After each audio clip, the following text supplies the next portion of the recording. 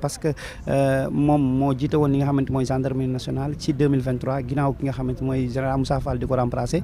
moom ki nga xamante ni mooy Maître Bamba Cissé ginnaaw bi mu ko remplacer alors moom nag ñu ngi wax ni mi ngi jàngee ci benn école boo xamante ni benn CEM bu nekk fii ci Soumbédioune lycée Maurice Delafosse ñëpp xam nañ ko moom nag mu am titulaire li nga xamante ni mooy wàllu maîtrise en droit option d'administration publique et de l'université Cheikh Anta Diop la defee li nga xamante ni moom mooy cursusam ci wàllu enseignement supérieur. Alors mu nekk ci barreau bi depuis plus de 20 ans membre de l'Union internationale des avocats et d'avocats sans frontières voilà l'Union internationale des avocats et d'avocats sans frontières il est ancien membre aussi ci li nga xamante ni moom mooy conseil de l'ordre alors bokk ci kuréel googu dossier yi nga xamante ni moom nag daal dina koy téye ci jaar kii mooy alwaar waaw Bibi donc maa ngi tolloon ci li nga xamante ni en tout cas ci parcours am en quelque sorte ginnaaw bu mu demee fi nga xamante ni mooy lycée de la Fosse option d'administration publique loolu da jàng fi nga xamante ni moom mooy université Anta Diop dugg nekk avocat depuis 20 ans membre de l'Union internationale des avocats et d'avocats sans frontières nekk également nekk ci membre géré woon li nga xamante ni ci kuréel gi umboon wàllu ordre ci kuréel googu alors moom ba léegi ci dossier yu am solo yi nga xamante en tout cas les Sénégalais xam nañ ko bokk na ci dossier nga xamante mooy Luc Nicolas bokk na ci dossier nga xamante ni mooy Thione Ballago Seck dossier Taïb Socé si vous rappelez demee jotoon nañ ko fi tey waaw li nga xam ak Adji Sarr bon gisoon nañ également ni mu ci taxaw woon alors réputation nag moom on dit que il est très technique du droit ordonnateur méticuleux maanaam koolax nekk na koo xamante ni ku ponctuel la mais ku maîtriser li nga xamante ni moom mooy wàllu droit public voilà nomination bi nag ñëwoon à son heure et certaines personnes diront kenn dafa amoon affinité avec la personne de Ousmane Sonko mais bu ñu xoolee parcours ku am maîtrise en droit public donc si on nous dit en droit public ça veut dire que lépp li nga xamante ni yoon la ak nit lu muy jëflanteeg te penc mi yëpp bokk ko moom am na ci xam-xam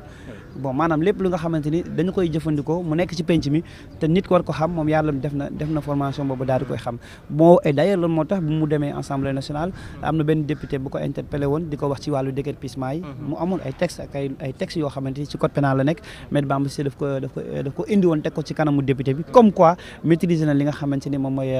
droit public maîtriser li nga xamante ni moom mooy yoonu Sénégal li muy doxee et puis loolu parce que ministre suñu la ko falee tu es là pour ménager en fait c'est pas exclusivement dafa war a nekk sa domaine boo xamante yow lii nga jàng bon d'une part baax na mais expérience bi dañu koy soxla en état mais au-delà de ça dañuy soxla li nga xamante mooy esprit de management bi nga xamante ni nit ki daf koy am et d'ailleurs gis nañ ñu ngi jéem di def ay liggéey yu am solo lu ñàkk am na nag Sénégalais am na lu ñuy gën a xaar parce que insécurité bi quand même am na si yenn secteur ak yenn événements yi am na décision yu ñu si jël ndax doy na ak dëlul du ñuy def évaluation bi sans doute d'ici 3 mois parce que bu ñu jëlee exclusivement ci li nga xam mooy wàllu simol j'allais pas dire que li nga xam mooy lamb kase mais simol dafay am ci nawetaan dafay am ci yeneen secteur des sports yi donc bu fekkee aussi am na ay décisions yu ñu ci jël dañuy xool ci pandal d'ici 3 mois ñu def évaluation ñu xam Maître Bamba Cissé en tout cas décision yooyu mu jëloon yenn répercussions yi la am ndax dafa fa la mujj ndax sénégalais yi gis nañ seen bopp am déet en attendant mën nañ jàpp ne si la d'un moment à l'autre on pourra assister l'arrivée du premier ministre Ousmane Sonko nga xamante ni moom mooy Ousmane Sonko war a ñëw daal di visiter li nga xamante ni moom mooy locaux yi mais également daal di dox ndax nag ñu fàttali leen bu ñëwee dafay dugg si biir bi ñu gisee borom kii nu mu tuddati borom casque yeeg kii gars yi ñu ne tey pas de gaz lacrymogène nii réew ma leen noonu tey c'est la waxtaan c'est la discussion c'est le renforcement de capacité, c'est le renforcement des liens entre les autorités et les forces de l'ordre. Et c'est un moment solennel quand même boo xamante ni ci la ñu toll maintenant comme ni nga koy waxee parfois boo gisee yéen ni sa xel dafay dem ay nit lañ donc mi ngi noonu mais en tout cas daal ñu ngi nekk di assister un moment boo xamante ne moment bu ñu bëgg la je pense que sirène baa ngi noonu di yuuxu le premier ministre daa mel moom mooy seen na le waaw le premier ministre Ousmane Sonko waaw dafa mel ne dafa nekk noonu di ñëw di nuyoo voilà dafa mel ne voilà dafa mel ne Ousmane Sonko moo nekk noonu si kanam di ñëw donc xam naa nag suñu caméraman nañu gën a concentré comme ça voilà ñu am ko en direct l'arrivée du premier Ousmane Sonko il est là on dirait non je ne pense est-ce que moom la réellement bon en tout cas de toute façon vous l'aurez en fait di ngeen ko gis nga voilà mi ngi noonu flèche gendarmerie maa ngi noonu donc primature nga xamante ni moom mooy sécurité bi également ñi ngi gën di placer les éléments de la GIGN di jege si pour assister li nga xamante ni mooy l'arrivée du premier ministre Ousmane Sonko pour une visite de travail donc du ñàkk tuuti et puis visite boo xamante ni dina am waxtaan parce que bu ñëwee ba yegsi ba dugg dañuy nekk en concertation donc xam naa ñun après dañ leen di may ba concertation bi jeex su paree mu def point de presse maanaam wax lan la ñu tënk ci biir ak yooyu bu paree daal di def visite bi donc Ouzin programme bi pour rappel noonu lay tëddee journée tay bi mais en tout cas nañu jàpp ne ñu ngi nekk di assister un moment solennel et ci dynamisme bi nga xamante ne moom la premier ministre nekk ginnaaw bi mu recevoir magistrats yi recevoir greffiers yi démb recevoir na waa OFNAC tey moo ngi fi nga xamante ne mooy école de la formation bu police nationale donc ñoom nag ñu ngi xaar seen journée tay bi lan moo nar a nekk njeexital bi ndaxte bëri na problématique yoo xamante ni quand même ñu ngi ko doon évoqué par rapport à la police mu jëm ci wàllu indemnité problème mu 49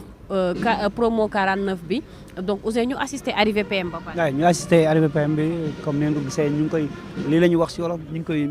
tëggal njunj yi voilà dafa mel ne waaw ñu ngi koy rëkkal njunj yi donc mi ngi noonu boo gisee suñu naataango caméraman yi ñoom ñoo nekk noonu si kanam mais kon jàpp leen ni ne 49e promo bi ñu ngi doon évoqué ne 23 mois sans salaire donc peut-être que tey am nañ possibilité mën a waxtaan ak moom évoqué waale ko problème boobu peut-être que dinañ xam fan la yëfi tagga témbee voilà waay fal premier ministre mi ngi noonu Ousmane Sonko mi ngi noonu ñu koy tëggal mi ngi sol li nga xamante ni moom mooy veste bu noir def benn chemise bu bleu clair donc def benn cravate aussi bien sapé mi ngi noonu di dox ak di ñëw ci li nga xamante ni moom mooy tapis rouge comme vous le voyez en direct d'ailleurs. Je vous rappelle ñu ngi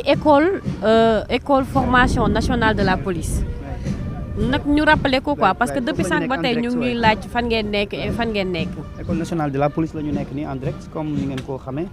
Ousmane Sonko en tout cas di ñëw pour une visite de travail direction de la formation de la police nationale. ex li nga xamante ni moom mooy école nationale de police voilà ñu déglu assister l'hymne national du Sénégal.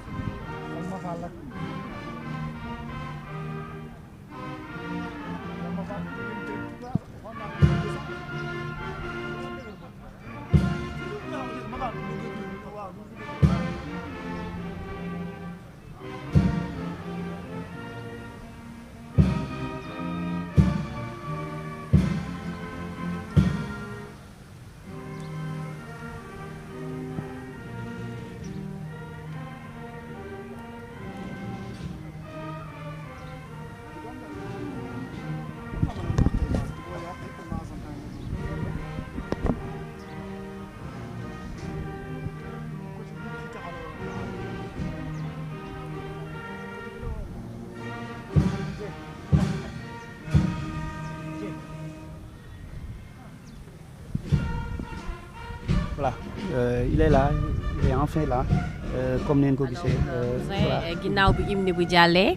donc yéen a ngi assisté l'arrivée du premier ministre Ousmane Sonko mu nekk di dox noonu ci tapis rouge bi ñu koy rëkkal junjung yi ginnaaw bi ñu tegee li nga xamante ne moom mooy hymne national donc comme ni ko le ministre de l'intérieur defee ki nga xamante ne le directeur général de la police nationale donc oui donc moom ak le ministre maître Bamba Cissé ñoom ñoo ànd donc le premier ministre Ousmane Sonko il est là. Voilà, il est là, il est enfin là, Ousmane Sonko devant la presse sénégalaise et internationale. Donc nous voilà, ñu déglu présentation bi.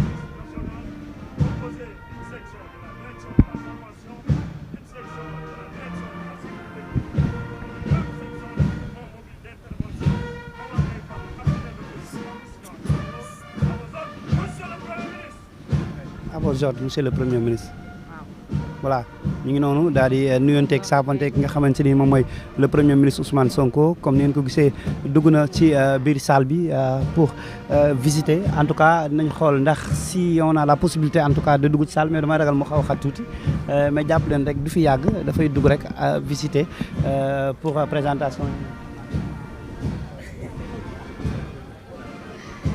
voilà en tout cas sama xarit bi si laa doon tooñ donc le ministre des finances aussi. le ministre des finances ok Cheikh Diba c'est important parce que comme ni nga ko doon waxee bu ñuy wax wàllu koom ak wàllu koom problème mu 49e promo